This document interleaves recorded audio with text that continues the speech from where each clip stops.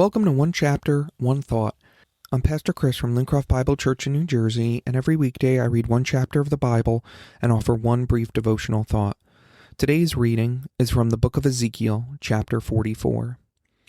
Then the man brought me back to the east gateway in the outer wall of the temple area, but it was closed. And the Lord said to me, "This gate must remain closed. It will never again be opened.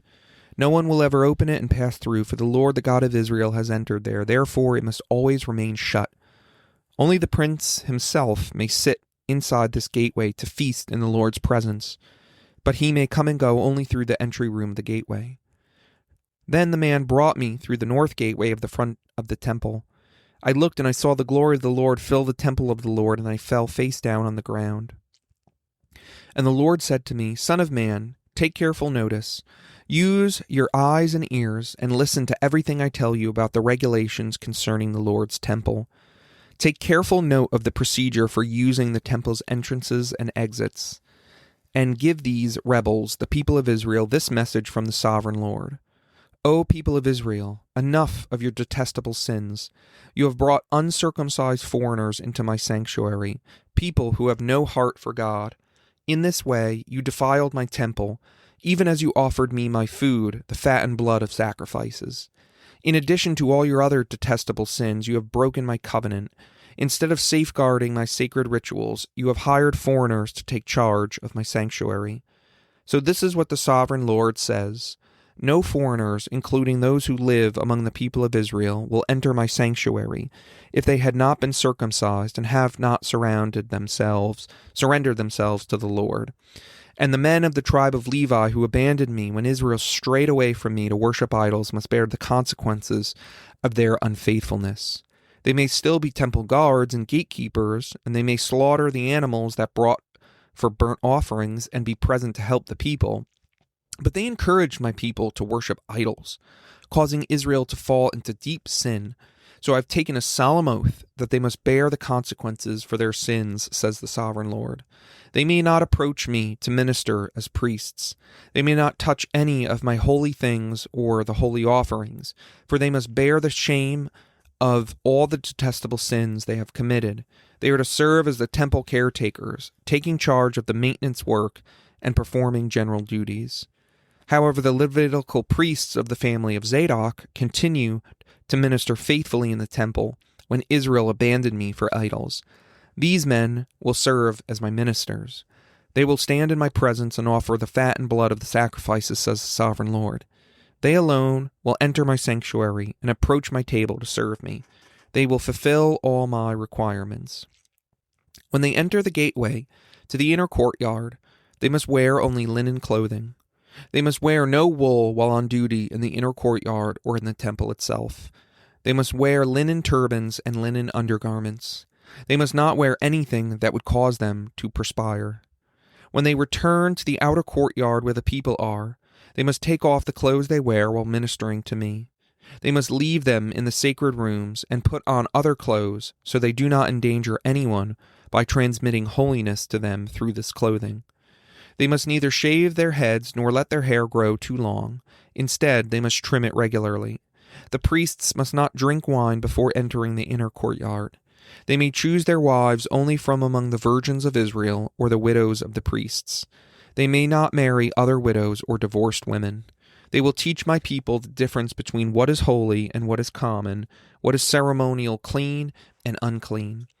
They will serve as judges to resolve any disagreements among my people. Their decisions must be based on my regulations, and the priests themselves must obey my instructions and decrees at all the sacred festivals, and see to it that the Sabbaths are set apart as holy days.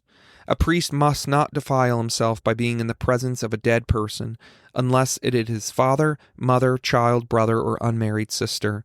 In such cases, it is permitted. Even then, he can return to his temple duties only after being ceremonial cleansed and then waiting for 7 days. The first day he returns to work and enters the inner courtyard and the sanctuary, he must offer a sin offering for himself, says the sovereign Lord. The priests will not have any property or possession of land, for I alone am their special possession. Their food will come from the gifts and sacrifices brought to the temple by the people, the grain offerings, the sin offerings, and the guilt offerings. Whatever anyone sets apart for the Lord will belong to the priests. The first of the ripe fruits of all the gifts brought to the Lord will go to the priests. The first batch of dough must be also given to the priests, so the Lord will bless your homes. The priests may not eat meat from any bird or animal that dies a natural death or that dies after being attacked by another animal. One thought.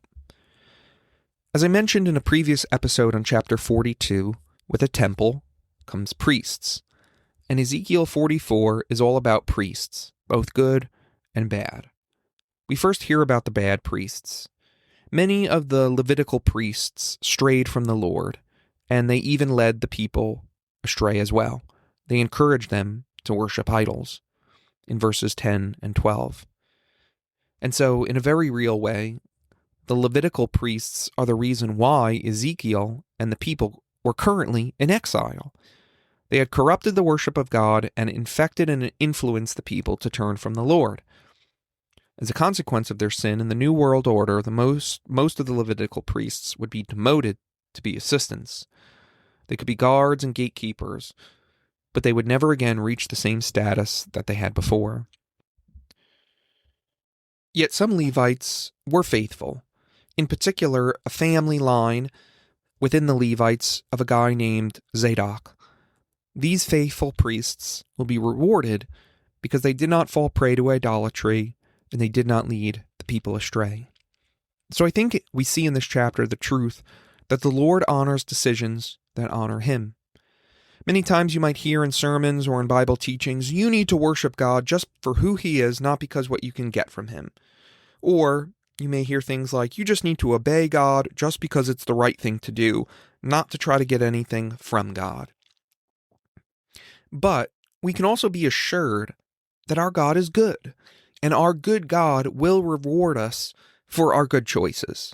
We may not know how, we may not know when, we may not be rewarded in the way we expect, it may not be earthly gain, but knowing that the Lord honors decisions that honor Him helps us continue to persevere when we see the immoral thriving in this world. Our ultimate reward is not to receive abundant possessions, but an open welcome into the eternal kingdom where Jesus says, "Well done, good and faithful servant."